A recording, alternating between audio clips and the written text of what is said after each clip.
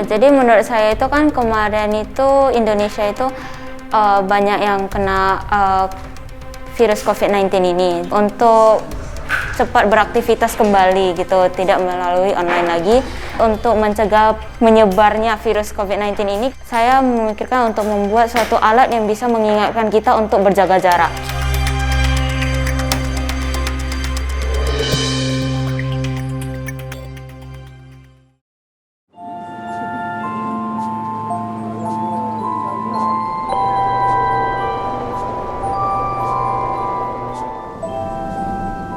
Wabah virus COVID-19 yang terjadi sejak pertengahan 2019 hingga kini yang melanda hampir di seluruh dunia tanpa terkecuali Indonesia, sontak membuat seluruh lapisan masyarakat terkejut, bahkan nyaris terdiam dari berbagai aktivitas yang sebelumnya mereka lakukan.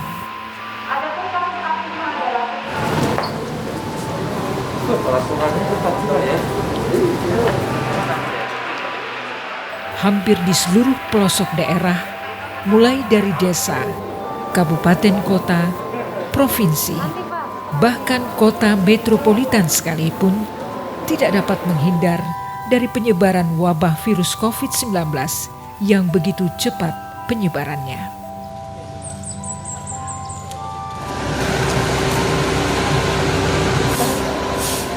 Tercatat dalam perjalanan kehidupan kita, di mana kita sebagai saksi dari peristiwa yang mengenaskan ketika itu, menilai betapa wabah virus COVID-19 ini sangat menakutkan dan masyarakat menjalani kehidupan dalam posisi serba ketakutan, penuh kecemasan, kekhawatiran terhadap kelanjutan kehidupan dirinya maupun keluarganya.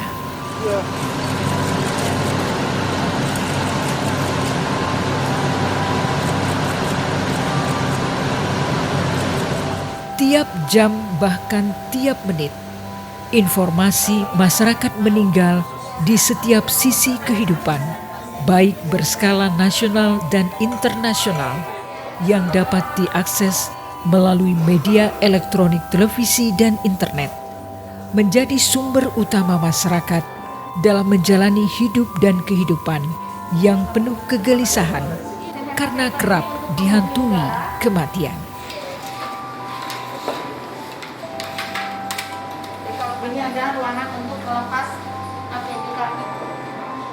Penyebaran virus COVID-19 di tengah-tengah masyarakat begitu cepat reaksinya. Meski bergejala, namun belum sempat mengatasi dan mengobati, kematian sudah menanti dan menjemputnya.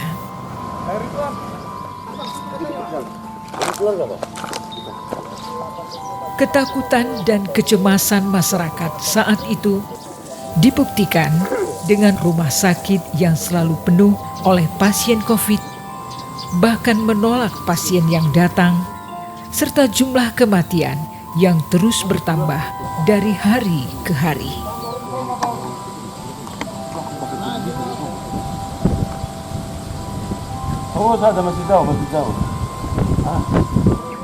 Dampak besar yang terjadi, instansi perkantoran sepi karena diberlakukan work from home.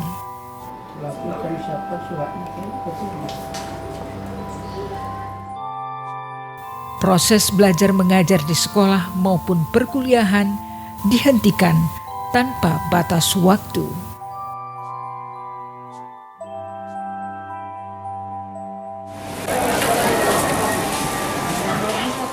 Di sisi lain, berbagai aktivitas masyarakat yang menimbulkan keramaian dilarang pemerintah melalui surat keputusan kepala daerah masing-masing dan mengeluarkan peraturan tentang pemberlakuan pembatasan kegiatan masyarakat PPKM di setiap daerah. Dalam menyikapi situasi ini, masyarakat ketika itu hanya pasrah dan berdoa, mendekatkan diri kepada Yang Maha Kuasa dan senantiasa menjaga kesehatan dirinya serta keluarganya agar terhindar dari terpaparnya virus berbahaya ini. Pasrah dan berdoa, inilah yang bisa dilakukan masyarakat. Sementara kehidupan masyarakat ketika itu berubah seketika dari yang memiliki semangat hidup tanpa kenal lelah dalam bekerja, berubah menjadi masyarakat yang penuh dengan kecemasan dan ketakutan.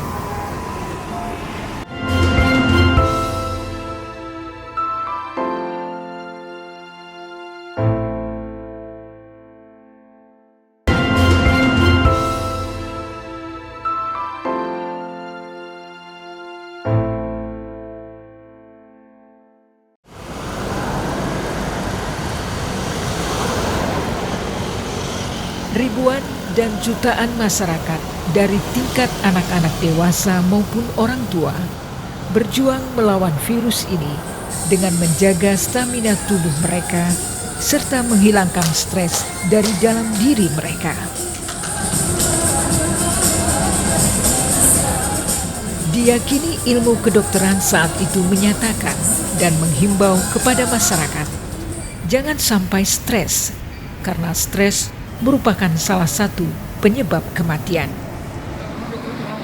Di samping memiliki penyakit simpanan sebagai komorbid terhadap terpaparnya virus COVID yang membawa kematian yang begitu besar jumlahnya. Berbagai upaya dilakukan masyarakat untuk menghindari terpaparnya virus ini. Di antaranya mengkonsumsi makanan yang sehat, memakai masker dimanapun berada, mencuci tangan, serta menjaga jarak dengan lawan berbicara. Situasi kehidupan yang begitu tidak stabil saat itu, di mana para pedagang khususnya menghadapi sepinya para pembeli. Namun di sisi lain, masih ada beberapa kelompok masyarakat lainnya mampu menuai keberuntungan, di antaranya para pedagang makanan yang berjualan dengan sistem online dan usaha kecil menengah UKM. Keberuntungan tidak hanya meraih uang semata, namun keberuntungan diartikan secara luas, yakni mampu mengatasi dan bertahan hidup dan berbuat yang lebih baik terhadap diri sendiri dan orang lain. Hal ini dibuktikan dengan keberadaan seorang pelajar putri tingkat SMP di Carnegie School di kawasan Kecamatan Medan Area, Angelica Salim, yang mempunyai bakat dan kemauan merakit sebuah alat sensor yang diperuntukkan menjaga jarak antara satu dengan yang lainnya saat berbicara. Dan tidurin.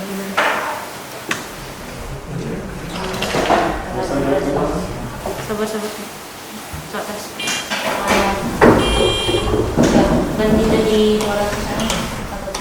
Meski bahan dasar alat sensor ini mudah didapat di pasaran, namun tidak semua orang memiliki ide dan kemauan seperti Angelica. Banyak orang hanya pasrah dengan keadaan saat itu dan menjalani hidup dan kehidupan ini tanpa berupaya dan berbuat. Ketika masyarakat dilanda kekhawatiran yang cukup tinggi, Angelica Salim mengajak kawan-kawannya untuk mendukung kreativitasnya dalam membuat beberapa eksperimen, di antaranya merakit alat automatic sensor physical distancing dan automatic sensor hand sanitizer. Secara umum, keadaan masyarakat ketika itu tidak nyaman dan penuh keresahan. Tidak dapat berbuat banyak, hanya pasrah dengan keadaan yang ada. Khusus bagi para anak didik, di mana seharusnya mereka menjalani proses belajar mengajar, namun dengan terpaksa mereka dirumahkan tanpa batas waktu. Dari sinilah ide merakit alat sensor itu lahir dan tumbuh, dengan tujuan dan harapan agar mereka dapat kembali beraktivitas dan belajar bersama-sama di sekolah seperti sedia kala. Menurut saya lihatnya itu dari murid-murid yang sekolah lain atau adik kelas saya atau teman-teman saya lihat waktu mereka ketemu itu mereka tidak mengikuti protokol kesehatan, yaitu menjaga jarak. Jadi menurut saya membuat alat ini dapat membantu mereka. Walaupun alat ini belum seperfect itu, kemungkinan di masa yang akan datang dapat dimajukan lagi, gitu. Mungkin dapat dilakukan seperti lampunya ditambahkan, gitu, atau tambahkan alarm lain. Dengan menggunakan alat diantaranya Arduino dan sensor pasif infrared yang kemudian didukung dengan dilakukannya memprogram dan diupload ke program Arduino, maka terciptalah sebuah eksperimen yang benar-benar bermanfaat bagi semua orang, khususnya untuk mereka pergunakan.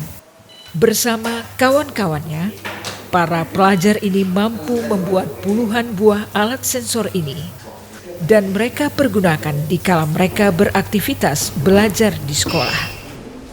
Selain membuat alat automatic sensor physical distancing, Angelica Salim juga mengajak dan mengajari kawan-kawannya untuk membuat automatic sensor hand sanitizer.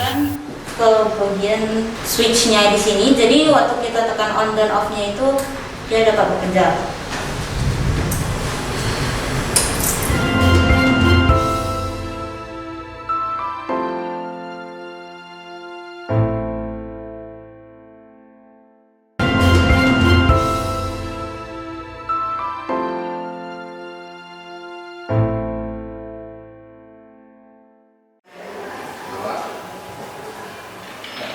Sejak pandemi COVID melanda Indonesia, harga masker, obat-obatan, dan cairan hand sanitizer sangat mahal.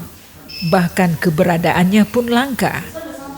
Dan untuk menyikapi keadaan ini, para tenaga pendidik mengajak para peserta didiknya untuk bersama-sama membuat cairan itu untuk menghindari semua hal. Melalui alat automatic sensor hand sanitizer, ia berkarya dan menunjukkan kemampuannya kepada kawan dan tenaga pendidiknya. Kemampuan, kemahiran, dan kemauan, serta semangat pantang menyerah dari Angelica untuk merakit kedua alat ini, tentunya tidak semua dimiliki pelajar seperti dirinya, bahkan orang dewasa sekalipun. Sifat dan karakter yang dimiliki Angelica yang tetap merasa tidak pernah puas dengan satu inovasi dan senantiasa ingin terus berinovasi. Ini dibuktikannya melalui pembuatan alat automatic sensor hand sanitizer yang juga dilakukan bersama kawan-kawan di sekolah. Angelica di mata kawan-kawan dan tenaga pendidiknya adalah sosok yang mempunyai inovasi yang cemerlang serta pintar dalam penguasaan ilmu umum. Di sisi lain, Angelica juga mempunyai kemampuan berinteraksi yang baik dengan sesama kawan-kawannya dan guru-gurunya, serta dalam berprestasi ranking kelas, ia lebih unggul dibanding peserta didik lainnya.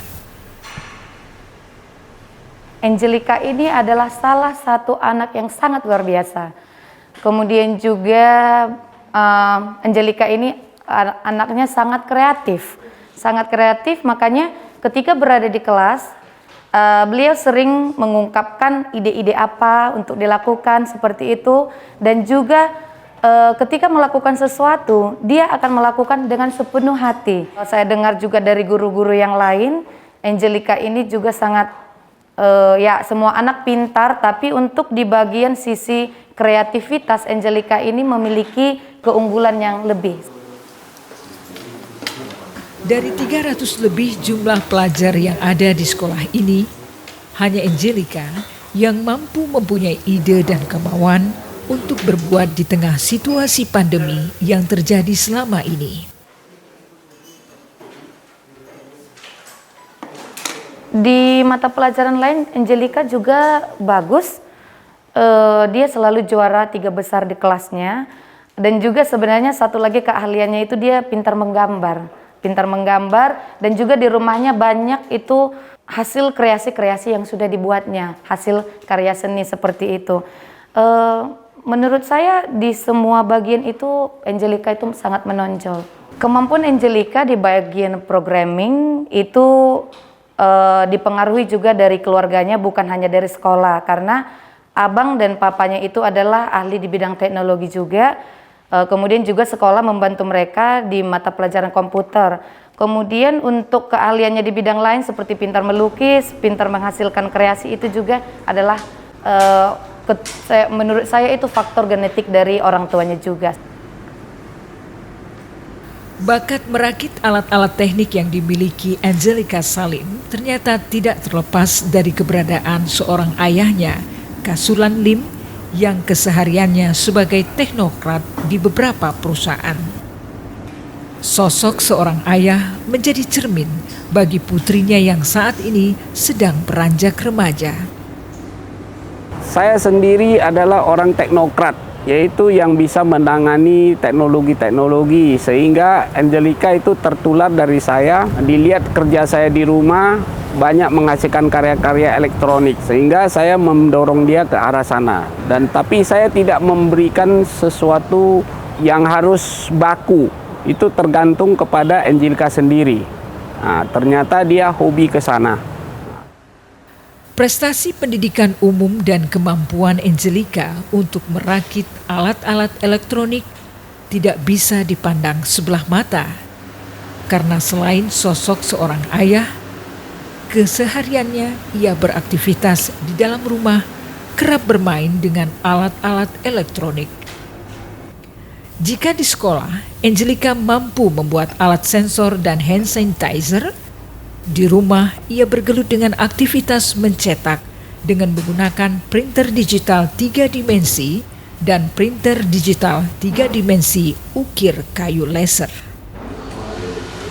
Jadi kalau Angelica, saya hanya serahkan kepada sekolah ini, tergantung kepada dia mau kemana arahnya. Kita tidak memberikan suatu target ataupun harus ke sini, harus sekolah yang lain-lain atau ke SOS atau ke PAS. Itu tergantung perkembangan anak saya.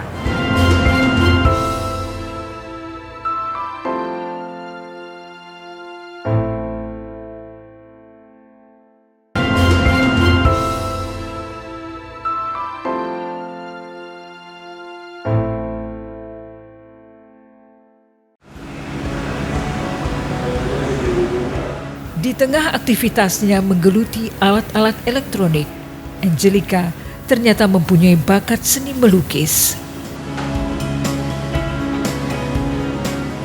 Menguasai elektronik dan seni melukis adalah dua sisi mata pisau yang berbeda. Namun, Angelica mampu melakoninya dengan baik dan sempurna.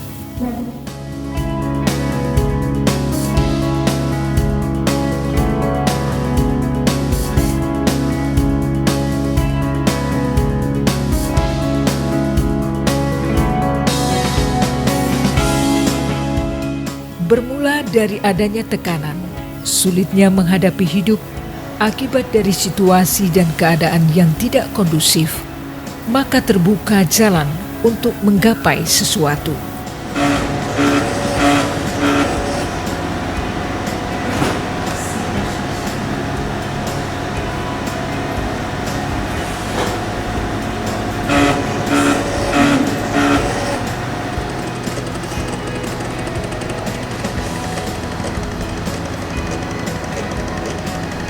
Kalau bisa jangan dilihat dari kiri kanan, dikasih anti radiasi. Kalau misalnya lihat dari mata, nanti kena mata kita, mata bisa rusak. Setiap ada kesulitan, pasti di suatu waktu yang tidak bisa kita tentukan akan timbul kemudahan.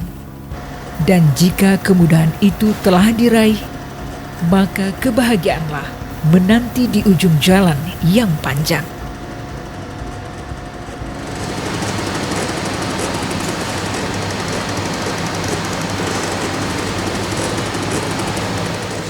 Angelica telah meraih semua ini dan tidak mudah buat dia untuk memperolehnya. Karena sebelumnya berbagai pengorbanan telah ia lalui, termasuk dalam hal membagi waktu kesehariannya.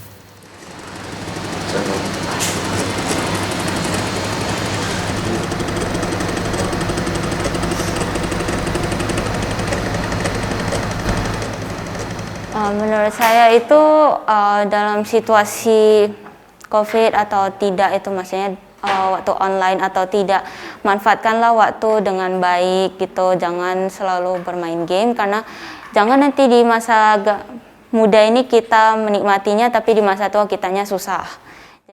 Anak-anak sekarang ini mereka itu tidak memikirkan waktu mereka seperti itu, artinya mereka menyia-nyiakan waktunya dengan melakukan hal-hal yang kurang berguna untuk di usia mereka sekarang. Misalnya apa? Terlalu banyak main game, terlalu banyak nonton, sehingga mereka berada di dunianya sendiri. Sementara apa kita ini sekarang oleh karena apa yang kita lakukan di masa lalu, apa kita di masa depan itu karena apa yang kita lakukan sekarang seperti itu. Jadi saya berpesan kepada anak-anak, mereka itu harus mempergunakan waktunya sebaik mungkin.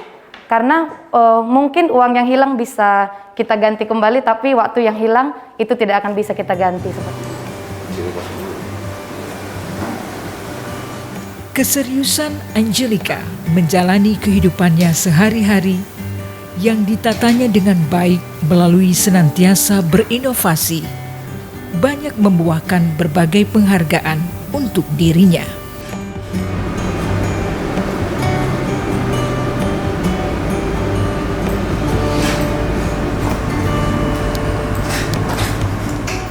Sebuah penghargaan yang diraih akan memacu kita terus-menerus untuk berupaya meraih penghargaan selanjutnya di kesempatan lainnya. Dan jika kita bangga dengan sebuah penghargaan yang kita raih, maka kita akan menjadi orang yang paling menghargai waktu yang terus berputar.